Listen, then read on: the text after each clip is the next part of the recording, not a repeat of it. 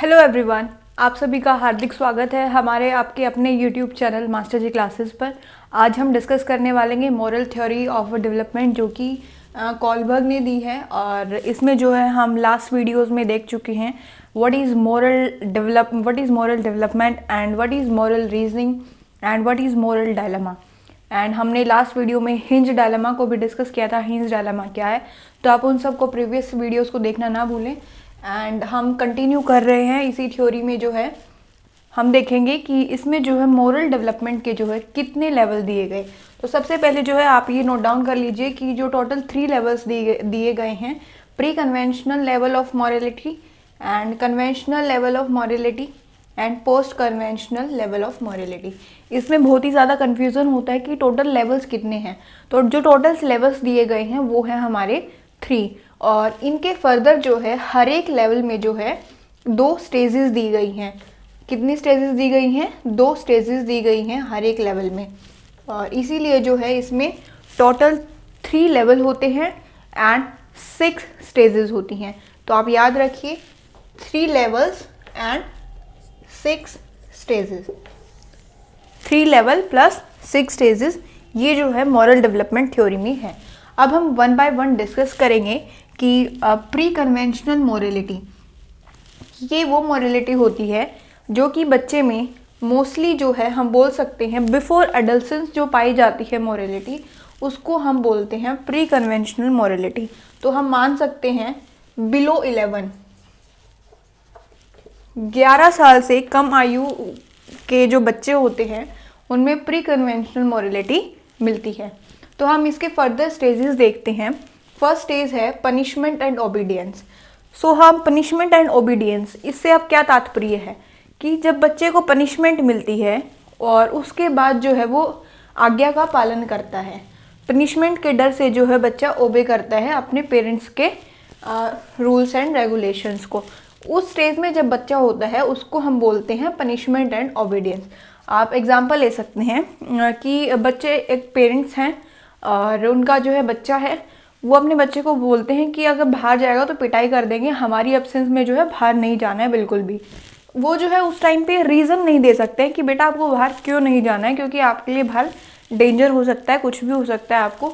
इस एज में बच्चे के लिए ये कंसेप्ट समझना मुश्किल होता है। तो इसीलिए जो है उसको पनिशमेंट के दबाव में जो है ओबे करना सिखाना पड़ता है और वो उसका ओबे करता है। और इसी चीज़ को हम बोलते हैं पनिशमेंट एंड ओबीडियंस। फिर इसी प्री कन्वेंशनल मॉरलिटी की सेकंड स्टेज आती है म्यूचुअल एक्सचेंज। ये बहुत ही ज़्यादा मज़ेदार स्टेज होती है। हालांकि मॉरलिटी की जो है 6 स्टेज है, लेकिन कुछ पर्सन जो है आपके आसपास भी होंगे वो 18 वर्ष की आयु से ऊपर है, लेकिन आपको स्टिल लगेगा ये कंसेप्ट पढ़ने के बाद कि वो आज भी जो है इसी म्यूचुअल एक्सचेंज की स्टेज में है, उनका जो है डेवलपमेंट मॉरलिटी का नहीं हुआ है।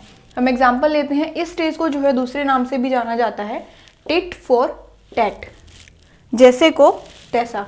म्यूचुअल एक्सचेंज क्या होता है, आपने कभी नोटिस किया हो स्कूल्स में जो है छोटे बच्चे होते हैं, कोई एक बच्चा दूसरे बच्चे को थप्पड़ मारता है तो उसको खिंचा के दूसरा उसको फिर से मारेगा।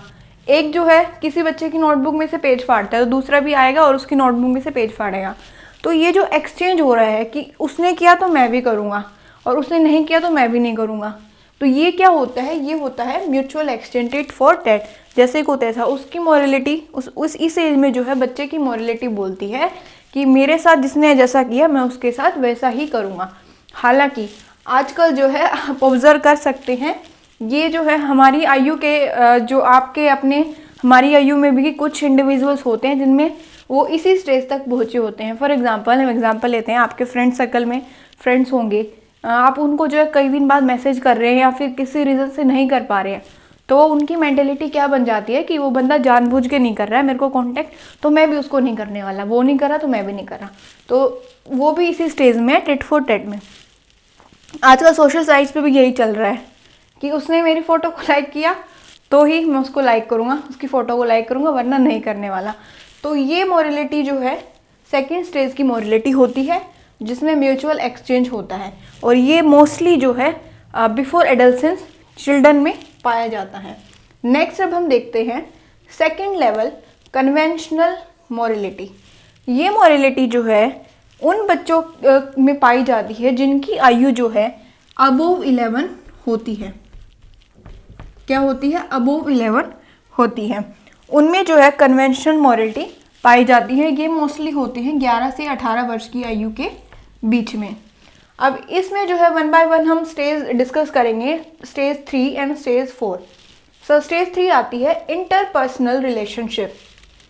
इंटरपर्सनल रिलेशनशिप ये वो एकमात्र ऐसी स्टेज होती है जिसमें एक इंडिविजुअल जो है, एक बच्चा जो होता है, वो अपने जो रिलेशनशिप्स हैं अपने पीयर के साथ, अपने फ्रेंड्स के साथ, अपने पेरेंट्स के साथ, अपने सिबलिंग्स के साथ, जो कोई भी हम ले सकते हैं, लाइक नेबरहुड में, स्कूल में, रिलेटिव्स में, मम्मा पापा, मदर फादर और दादा दादी, और हम बोल सकते हैं चाचा चाची, बुआ फूफा एटसेट्रा जो है, उनके साथ वो कैसे रिलेशनशिप डेवलप करता है। तो वो इसमें जो है मेनली फोकस करता है कि मेरे जो इंटरपर्सनल रिलेशन है वो अच्छे हों। उसका जो है मॉरलिटी क्या बोलती है, इससे जो है मेरे को जो है सब बोलेंगे कि ये अच्छा लड़का है या फिर अच्छी लड़की है। तो इस चीज़ को हम बोलते हैं, जब बच्चा गुड बॉय गुड गर्ल की स्टेज में होता है, उस स्टेज को हम बोलते हैं इंटरपर्सनल रिलेशनशिप। और इस रिलेशनशिप की जो स्टेज होती है, इसको दूसरे नाम से जाना जाता है good boy and good girl stage. इसमें जो है बच्चे जो हैं जस्टिफाई करते हैं कि हाँ मेरे को अच्छा दिखना है, मेरे को ये काम इसलिए करना है क्योंकि मेरे को जो है सब फिर अच्छा बोलेंगे। और इसमें जो है बच्चा रिवार्ड्स के बेसिस पे जो है काम करता है। जैसे कि वो जो है इस एज में नमस्ते क्यों बोलेंगे, वो दूसरों का रिस्पेक्ट इसलिए करेंगे क्योंकि सब जो है उनको फिर ये बोलेंगे कि हाँ ये तो बहुत ही अच्छा लड़का है, ये तो बहुत ही अच्छा बच्चा है। तो इसी वजह से जो है ये स्टेज होती है मॉरलिटी के इंटरपर्सनल रिलेशनशिप। इस स्टेज में जो है गुड बॉय और गुड गर्ल की जो है बनने की पूरी उनकी कोशिश रहती है। अब हम देखते हैं 4th स्टेज, सोशल सिस्टम। ये ऐसी स्टेज होती है जिसमें जो बच्चे हैं वो सोशल जो उनकी सोसाइटी होती है, उनको उनके रूल्स को जो है वो पूरी तरह से स्ट्रिक्टली फॉलो करते हैं। कैसे फॉलो करते हैं? रूल्स को फॉलो करते हैं स्ट्रिक्टली। फॉर एग्जाम्पल, हम एग्जाम्पल लेते हैं कि उनके लिए रेड लाइट तोड़ना गलत है, क्योंकि ये लॉ एंड ऑर्डर में आता है कि रेड लाइट अगर आप तोड़ोगे तो आप जो है आपको चालान भरना पड़ेगा, और ये गलत है। तो आप इस स्टेज में जो बच्चे हैं उनसे पूछोगे तो रेड लाइट तोड़ना हर एक सिचुएशन में गलत है। आपको इमरजेंसी है तो भी गलत है, आपको इमरजेंसी नहीं है तो गलत है ही। तो ये उस स्टेज में होते हैं। ये जो है अपनी खुद की थिंकिंग डेवलप नहीं कर पाते हैं। ये सिर्फ डायरेक्ट जो है रूल्स उनको सोसाइटी ने उनके ऊपर थोपे गए हैं, सिर्फ उन्हीं को फॉलो कर पाते हैं। ये उनमें जो है चेंज नहीं कर पाते हैं और चेंज करना भी नहीं चाहते हैं। उनको लगता है कि जो सोसाइटी के रूल्स ऑर्डर हैं, जो उसमें बताया गया है वही जो है करेक्ट है, बाकी सब जो है गलत है। ये जो है इस स्टेज में बच्चों को ऐसा लगता है। फिर आती है 3rd लेवल, ये होता है post conventional level. Which level is this? Post conventional level. ये वो लेवल होता है जिसमें मोस्टली जो बच्चे होते हैं वो 18 वर्ष की आयु से ऊपर पाए जाते हैं, और जो 18 वर्ष की आयु से ऊपर होते हैं वो पोस्ट कन्वेंशनल मॉरलिटी की लेवल पे होते हैं। अब हम इसमें देखते हैं next last 2 stages. 5th stage है इसमें social contract and individual rights. Social contract कि हम सोसाइटी के रूल्स को जो है चेंज कर सकते हैं सिचुएशन के अकॉर्डिंग, और ये हमारा इंडिविजुअल राइट है। हम किसी के रूल्स को जो है फॉलो नहीं करेंगे कि हम पे डायरेक्टली हाँ भैया रूल थोप दिया आपने, हम पे इम्पोज कर दिया है रूल, हम उसको एज इट इज़ फॉलो करेंगे। ऐसा नहीं होता है। इस स्टेज में जो है बच्चा जो है अपनी खुद की मॉरलिटी डेवलप शुरू कर देता है। वो जो है अपने खुद का कॉग्निटिव थिंकिंग को यूज़ करता है कि ये कार्य करना, ये काम करना क्यों गलत है। इस स्टेज में जो है उसके लिए रूल्स में जो है रूल्स को जो है वो स्ट्रिक्टली फॉलो करते हैं, बट वो रूल्स को सिचुएशन के अकॉर्डिंग जो है चेंज करना सीख जाते हैं। लाइक इस स्टेज के बच्चों से आप पूछेंगे चोरी करना गलत है या सही है या फिर ठीक है, क्या है, तो ये बताएंगे कि भाई चोरी करना जो है वैसे तो सिंपल अगर हम देखते हैं तो गलत है, लेकिन चोरी करना सिचुएशन टू सिचुएशन वेरी करता है। अगर किसी बच्चे की, गरीब बच्चे की, जो हम देखते हैं हमारे आसपास एनवायरनमेंट में, रोड पे जो छोटे छोटे बच्चे घूमते रहते हैं, अगर उन बच्चे को जो है एक लिमिट आ चुकी है, वो खाना नहीं मिल रहा है उनको 3-4 दिन से, तो उनकी मॉरलिटी क्या बोलेगी, भाई मेरे को खाना नहीं मिल रहा है, तो वो चुराने की कोशिश करेंगे। तो इस हिसाब से जो है चोरी करना ठीक है। और दूसरा हम देखते हैं, इनके अकॉर्डिंग जो है रेड लाइट को तोड़ना गलत है या ठीक है। तो ये बोलेंगे पहले आप मेरे को सिचुएशन बताइए कि उसने रेड लाइट क्यों तोड़ी। अगर वो जानबूझ के तोड़ के गया है तो ये बिल्कुल गलत है।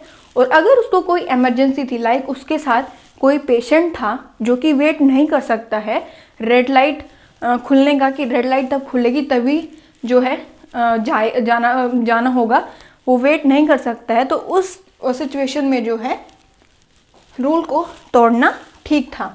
ये था सोशल कॉन्ट्रैक्ट, मतलब सोसाइटी के रूल्स में कॉन्ट्रैक्शन लाना, उनको अपनी थिंकिंग और सिचुएशन के बेसिस पे चेंज करना। नेक्स्ट हम देखते हैं लास्ट स्टेज है जो कि यूनिवर्सल एथिकल प्रिंसिपल्स।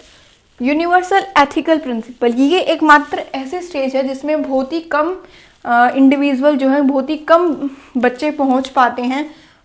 ये जो है इस होलबर्ग की थ्योरी में एक ऐसी स्टेज बताई गई है जो कि हालांकि जो है सब इसमें नहीं पहुंच पाते हैं, कुछ ही एग्जाम्पल, गिने चुने एग्जाम्पल होते हैं जो कि इस स्टेज पे जाते हैं। यूनिवर्सल एथिकल प्रिंसिपल्स इस स्टेज में वो होते हैं कि भैया हम बोल सकते हैं एल्ट्रुइस्ट, परोपकारी। इसमें जो है मोस्टली एल्ट्रुइस्ट पाए जाते हैं जो कि दूसरों के लिए जो है कुछ भी कर सकते हैं, कि हम तो जो बोलेंगे वो कर देंगे। उनको क्या, उनकी मोरलिटी क्या होती है, जो लास्ट स्टेज होती है 6 स्टेज, जो कि अपर मोरलिटी होती है एक इंडिविजुअल की, हाईएस्ट ये मोस्टली जो है हम बोल सकते हैं अबोव 40, अबोव 45, या फिर ये जो है कई बार अबोव 18 किसी में भी मिल सकती है। अबोव 18 जो है किसी में भी ये मोरलिटी मिल सकती है। हम गिने चुने एग्जाम्पल लेते हैं, लाइक आपने मूवी देखी होगी निर्जा भानोत, उसमें जो है उसने अपनी जान पे खेल के जो एरोप्लेन था जो कि हैक किया गया था, उनमें जो छोटे छोटे बच्चे थे उनको जो अपनी जान पे खेल के उनको बचाया था, और जो है खुद वो मर गई थी और वो बच्चे बच गए थे। तो ये कौन सी स्टेज में आता है, यूनिवर्सल एथिकल प्रिंसिपल्स में आता है। इस स्टेज में जो पहुंच जाता है उसकी मोरलिटी बोलती है कि मेरे से ज़्यादा जो है दूसरे की हेल्प करना ज़्यादा ज़रूरी है। सेकेंड एग्जाम्पल हम ले सकते हैं इसमें भगत सिंह का। आपने सुना होगा कि आपने अगर हिस्ट्री पढ़ी है तो आपने देखा होगा भगत सिंह जो सर थे वो, उन्होंने कितना इम्पोर्टेंट रोल प्ले किया है। उन्होंने अपनी कंट्री इंडिया को इंडिपेंडेंस बनाने के लिए, आज़ादी दिलाने के लिए जो है अपनी जान तक कुर्बान कर दी थी। ये था हमारा यूनिवर्सल एथिकल प्रिंसिपल की 6 स्टेज। उम्मीद करते हैं आपको जो है 6 की 6 स्टेज जो हैं बिल्कुल क्रिस्टल क्लियर होगी होंगी। अगर स्टिल आपके कोई डाउट्स हैं तो आप उनको कमेंट सेक्शन में डाल सकते हैं। We will reply you as soon as possible. Don't forget to like the video, share the video and subscribe our channel. Thank you and have a nice day.